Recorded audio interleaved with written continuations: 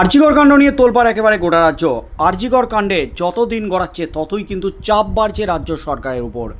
একদিকে যেমন বাংলার ছাত্র সমাজ মুখ্যমন্ত্রী মমতা ব্যানার্জির পদত্যাগের দাবি জানিয়ে নবান্ন অভিযানে রীতিমতো ধুন্ধুমার কাণ্ড বাঁধিয়ে বসেছেন। নবান্নের সামনে কলকাতার রাজপথে পুলিশের সাথে রীতিমতো ধস্তাধস্তি রণক্ষেত্রের চেহারা নিয়েছিল 27 আগস্ট নবান্ন অভিযানে। ফের নবান্ন অভিযানের ডাক দেওয়ার কিন্তু হুঁশিয়ারি দিয়ে দিয়েছেন বাংলার ছাত্র সমাজ। তার মধ্যেই কিন্তু জুনিয়র চিকিৎসকরা আন্দোলনে সামিল। একদিকে যেমন বিনীত গোয়েল, কলকাতা পুলিশ কমিশনার বিনীত গোয়েলের পদত্যাগের দাবি, তার সাথে সাথে স্বাস্থ্য দপ্তরের একাধিক অধিকর্তার পদত্যাগের দাবি নিয়ে আজ কিন্তু মুখ্যমন্ত্রী মমতার সাথে বৈঠক হতে চলেছে জুনিয়র চিকিৎসকদের। কারণ রীতিমতো উত্তাল একেবারে রাজ্য রাজনীতি। জুনিয়র চিকিৎসকরা রাস্তায় নেমে আন্দোলন চালাচ্ছেন। স্বাস্থ্য ভবনের সামনে গতকাল থেকে লাগাতার অবস্থান বিক্ষোভে সামিল। তাদের 5 দফা দাবি মানতে হবে রাজ্য সরকারকে, মুখ্যমন্ত্রী তথা স্বাস্থ্যমন্ত্রী মমতা ব্যানার্জিকে, তবেই তারা আন্দোলন থেকে পিছু হটবেন, কর্মবিরতি তুলবেন। সুপ্রিম কোর্টের নির্দেশে সত্ত্বেও তারা কর্মবিরতি চালিয়ে যাচ্ছেন। আর এই আরজিকর ইস্যুতে রীতিমতো ঝড় উঠে গেছে গোটা রাজ্য রাজনীতিতে। বিজেপি সহ বিভিন্ন মহল থেকে এবার আরজিকর ইস্যুতে 356 ধারা অর্থাৎ রাষ্ট্রপতি শাসনের দাবি জানাচ্ছে বিভিন্ন মহল। প্রাক্তন বিচারপতি তথা বর্তমান বিজেপি সাংসদ অভিজিৎ গঙ্গোপাধ্যায় তিনি রাজ্যপালের সাথে বৈঠক করেছেন এই রাষ্ট্রপতি শাসন নিয়ে। তারপরই রাজ্যপাল একাধিকবার কেন্দ্রে গিয়ে স্বরাষ্ট্রমন্ত্রক থেকে শুরু করে প্রধানমন্ত্রী নরেন্দ্র মোদী এমনকি রাষ্ট্রপতির সাথে বৈঠক করে রাজ্যের বিরুদ্ধে একাধিক রিপোর্ট পেশ করেছেন। সেই রিপোর্টে কিন্তু রীতিমতো বিস্ফোরণ। এমনকি রাজ্যপাল সিবি আনন্দ বোস তিনি কেন্দ্রীয় স্বরাষ্ট্রমন্ত্রকের কাছে রাজ্যে রাষ্ট্রপতি শাসন জারি করার সুপারিশও কিন্তু করে এসেছেন। এমনকি রাজ্যে কেন্দ্রীয় বাহিনী নামানোর দাবি করে এসেছেন রাজ্যপাল সিবি আনন্দ বোস। এমনই কিন্তু খবর উঠে এসেছে দিল্লির সূত্রে। তার মধ্যেই কিন্তু এবার চরম পদক্ষেপ, চরম অ্যাকশন। ফের মুখ্যমন্ত্রী মমতা ব্যানার্জিকে কড়া বার্তা রাজ্যপাল সিবি আনন্দ বোস।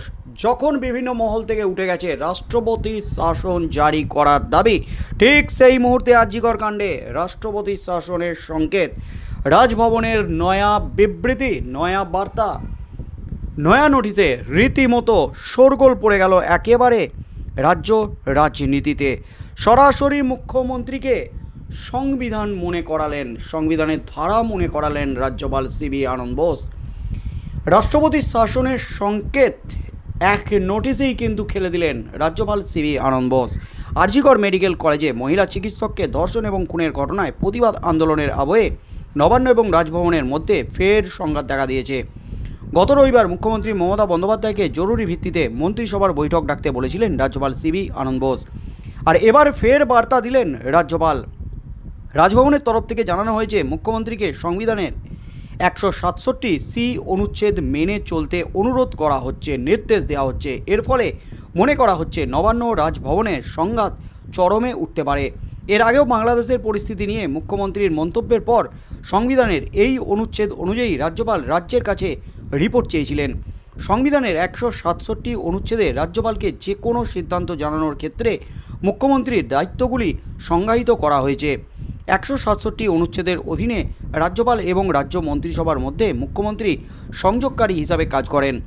যে কোনো রাজ্যের মুখ্যমন্ত্রীর দায়িত্ব হলো রাজ্যের প্রশাসন এবং আইনি প্রস্তাব সংক্রান্ত মন্ত্রিসভার সমস্ত সিদ্ধান্ত রাজ্যপালকে জানানো।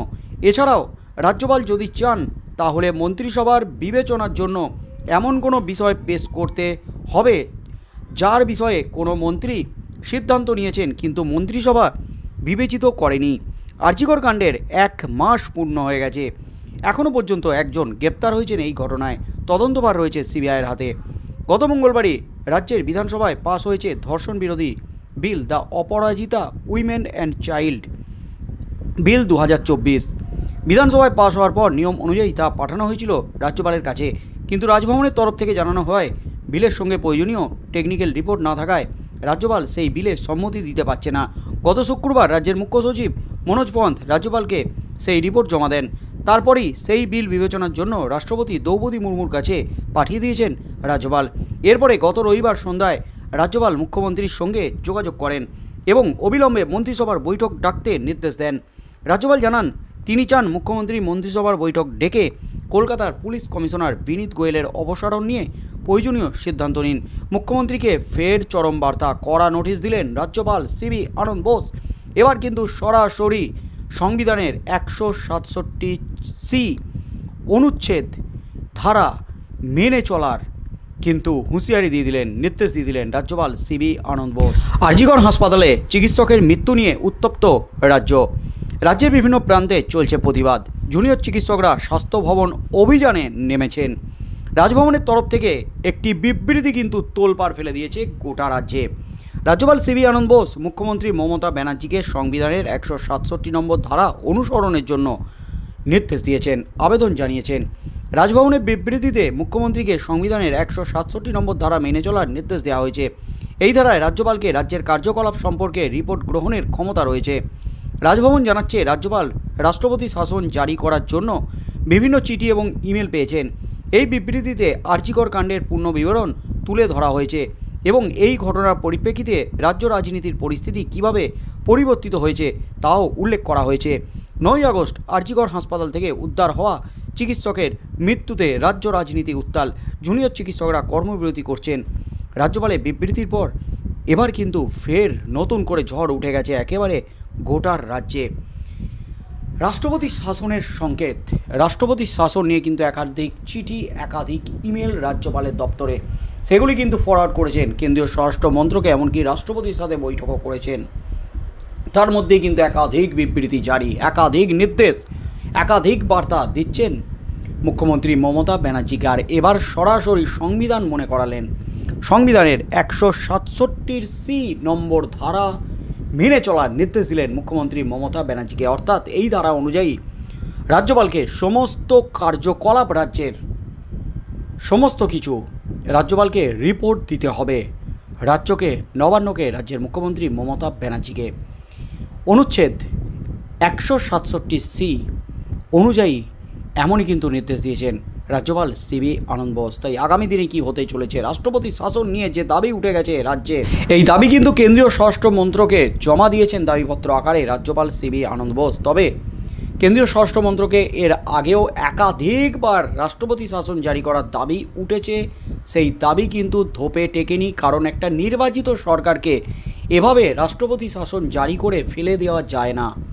এবং রাজ্য সরকার, রাজ্যের মুখ্যমন্ত্রী তিনিও কিন্তু বিস্ফোরক দাবি করেছিলেন, বিস্ফোরক অভিযোগ করেছিলেন একটা নির্বাচিত সরকারের বিরুদ্ধে ষড়যন্ত্র করা হচ্ছে, চিকিৎসকের মৃত্যুকে সামনে রেখে বাংলাদেশের মতো পরিস্থিতি সৃষ্টি করার চেষ্টা হচ্ছে, এমনকি রাষ্ট্রপতি শাসন জারি করা ষড়যন্ত্র হচ্ছে, বিরাট ষড়যন্ত্র হচ্ছে, রাষ্ট্রপতির হস্তক্ষেপের দাবি জানানো হচ্ছে, একটা নির্বাচিত সরকারের বিরুদ্ধে চক্রান্ত হচ্ছে, এমনই কিন্তু বিস্ফোরক দাবি করেছিলেন মুখ্যমন্ত্রী মমতা ব্যানার্জি, কুণাল ঘোষ সহ তৃণমূল নেতৃত্ব।